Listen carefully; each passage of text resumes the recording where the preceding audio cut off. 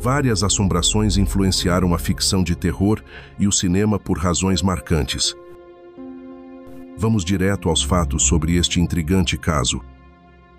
Algumas dessas aparições ganharam destaque por terem testemunhas confiáveis ou por sua intensidade, impacto e até violência. Entre elas, uma das mais aterrorizantes ocorreu em uma pacata vila no Canadá.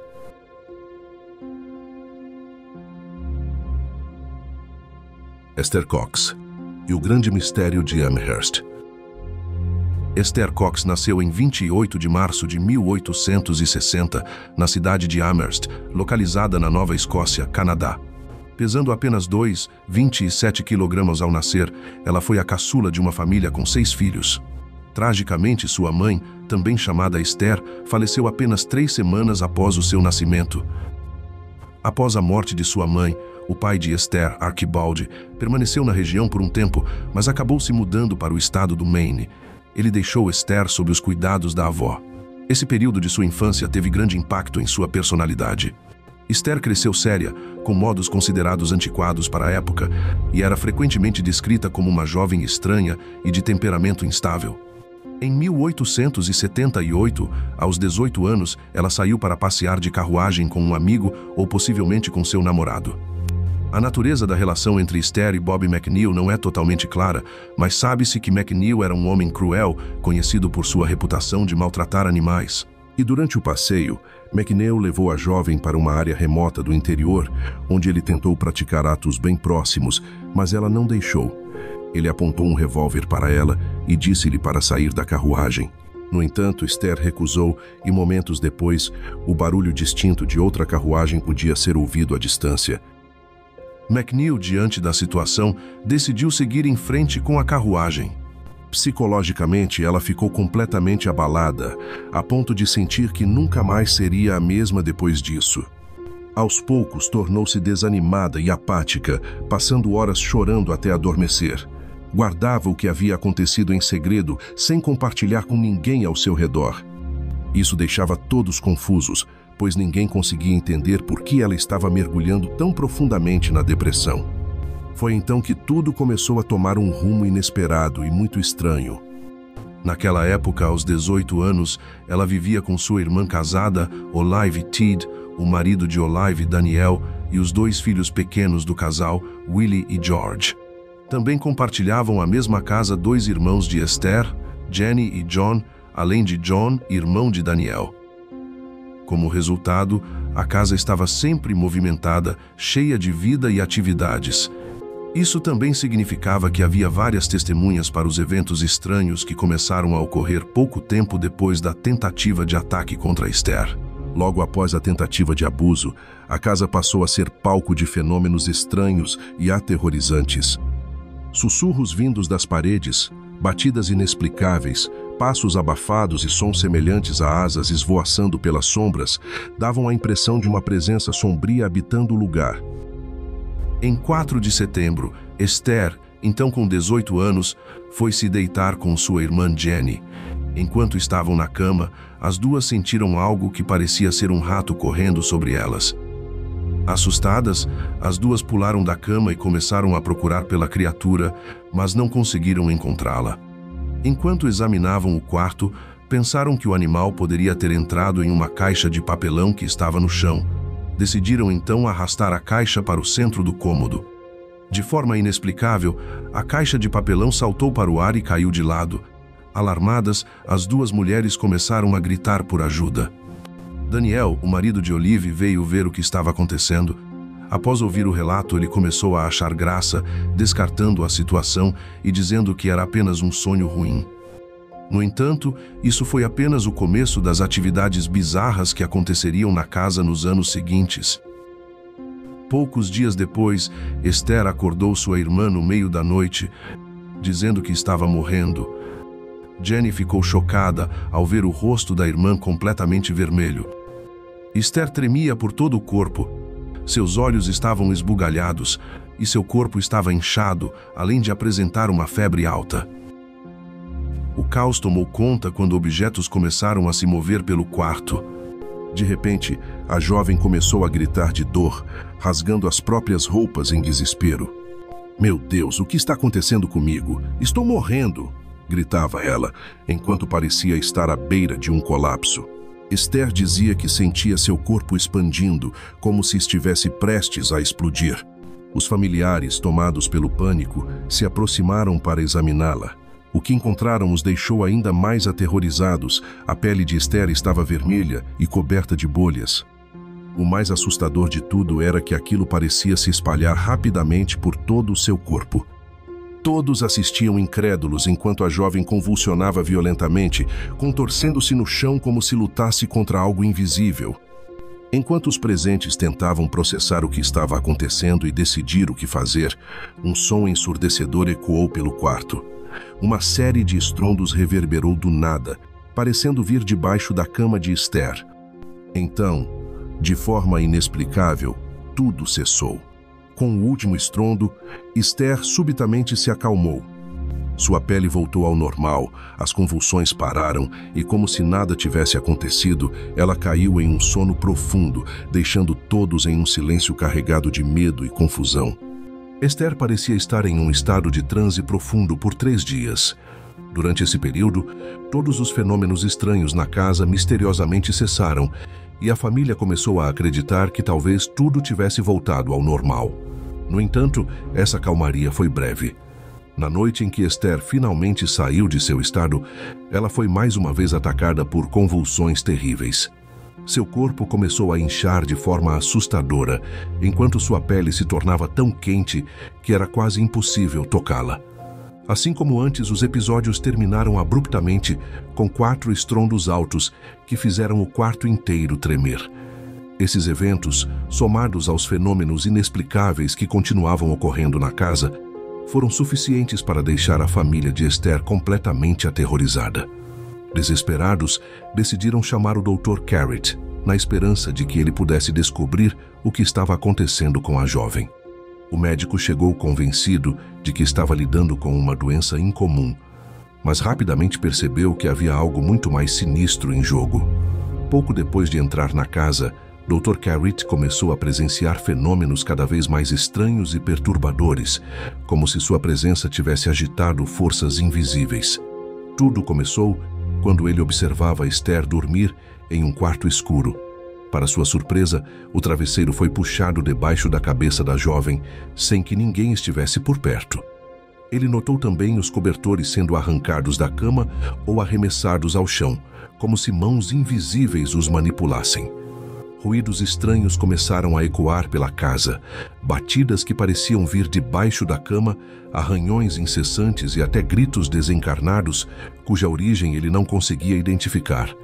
Por fim, a situação atingiu seu ápice com uma série de estrondos ensurdecedores, semelhantes a trovões, que faziam o chão, a cama e até o teto vibrarem ao mesmo tempo. O doutor, perplexo e incapaz de encontrar qualquer explicação lógica, já começava a questionar sua própria sanidade. Enquanto o Dr. Carrot olhava ao redor do quarto, tentando encontrar qualquer evidência de truques ou explicação lógica para as perturbações assustadoras, algo inesperado capturou sua atenção.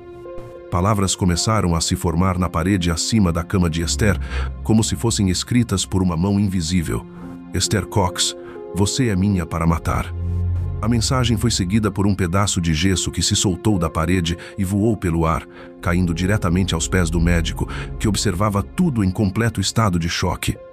A maioria das pessoas teria fugido daquela casa amaldiçoada sem olhar para trás, mas o Dr. Carrot, dividido entre o medo e a curiosidade, decidiu voltar no dia seguinte. Ele parecia determinado a compreender o que estava acontecendo, mesmo quando as manifestações se tornavam mais intensas e audaciosas durante sua presença.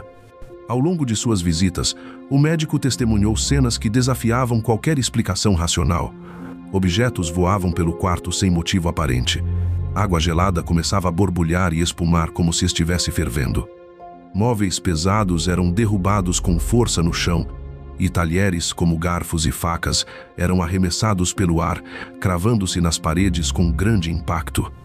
Os ruídos provenientes do teto, do piso e das paredes tornaram-se tão altos e persistentes que até os vizinhos começaram a ouvi-los e a questionar o que estava acontecendo naquela casa. Enquanto isso, Esther, já debilitada, recebia sedativos para tentar dormir, mas os remédios não evitavam seus misteriosos ataques convulsivos. Pelo contrário, os episódios pareciam se intensificar.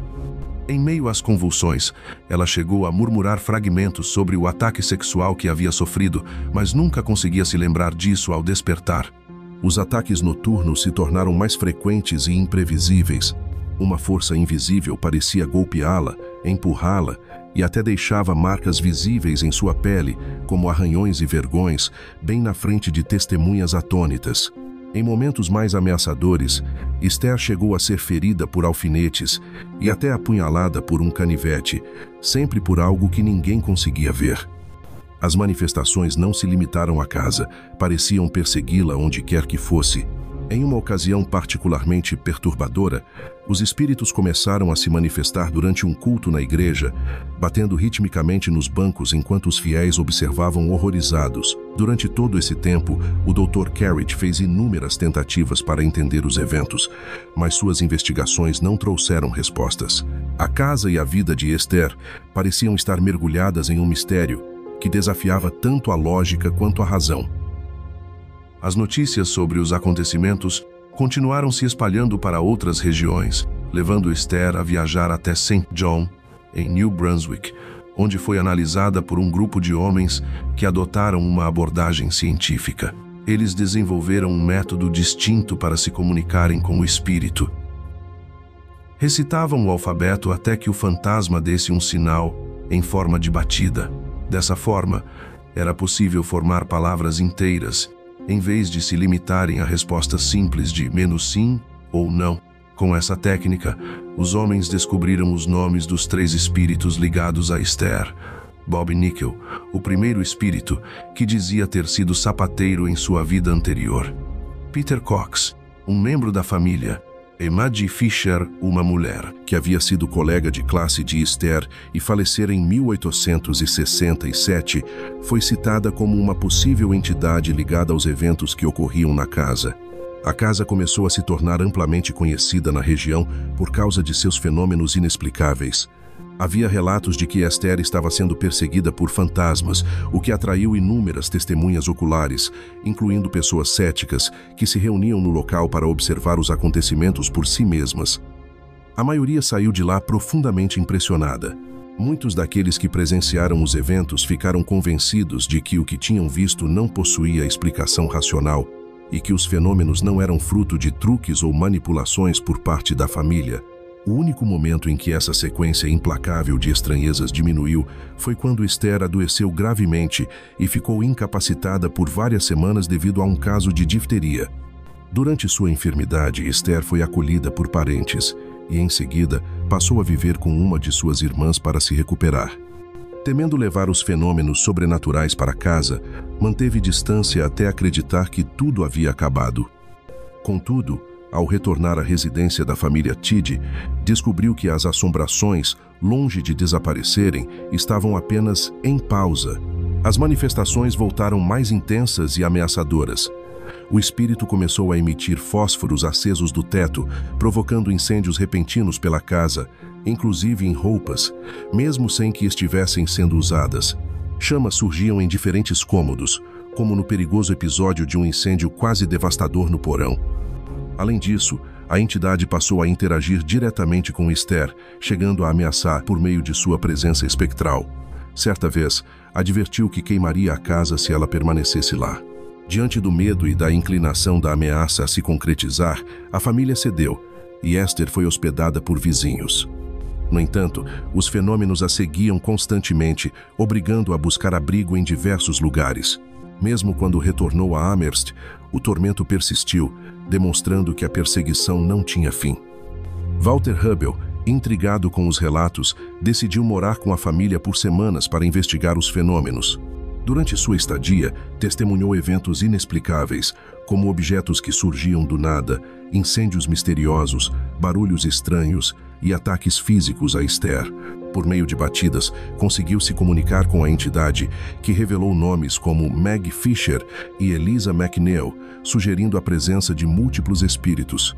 A entidade demonstrava um conhecimento impressionante, como adivinhar o número exato de moedas no bolso de alguém. Entre os acontecimentos mais estranhos, houve o som de trombeta seguido do surgimento material de uma delas sobre uma cama. Fascinado, Hubble convenceu Esther a acompanhá-lo em uma turnê, onde compartilhavam sua história com o público, que ansiava presenciar algo sobrenatural. Esther não teve sucesso em sua jornada. Em público, era alvo de protestos e vaias, o que a levou a desistir e retornar à sua cidade natal. Lá conseguiu emprego com o fazendeiro Arthur Dawson, mas a sua tormenta continuou. Pouco depois, o celeiro de Dawson incendiou, e Esther foi acusada, passando um mês na prisão. Após sua liberdade, os eventos paranormais foram desaparecendo gradualmente até cessarem. Esther seguiu sua vida, casou-se 2 vezes e faleceu em 1912, aos 52 anos. Sua história permaneceu como um dos casos mais intensos de atividade sobrenatural já documentados. Walter Hubble, testemunha dos acontecimentos, publicou O Grande Mistério de Amherst, uma verdadeira narrativa do sobrenatural, incluindo depoimentos de 16 testemunhas e registros do Diário do Doutor sobre os fenômenos. O caso, analisado por diversos pesquisadores e especialistas, gerou inúmeras teorias. Alguns acreditam que tudo foi real, enquanto outros apontam para uma fraude causada pela família ou até pelos investigadores. Apesar de tantos estudos, as respostas permanecem incertas. Terá sido uma manifestação da mente de Esther, fruto de traumas? Uma entidade sombria com intenções misteriosas? Ou talvez uma farsa? E por que os eventos cessaram? Será que Esther encontrou paz interior, reforçando a ideia de que os fenômenos provinham dela? Ou cansou-se da encenação? Testemunhas juram que os episódios eram reais, sem truques. Seriam fantasmas, demônios, projeções mentais ou algo ainda além da nossa compreensão? O que você acha? Realidade, ilusão ou artifício? Se esta história te intrigou, inscreva-se no canal, ative o sininho e não perca os próximos mistérios sobrenaturais. Deixe seu like, compartilhe com os amigos e nos acompanhe nas redes sociais para fortalecer o canal. Obrigado por assistir e até a próxima.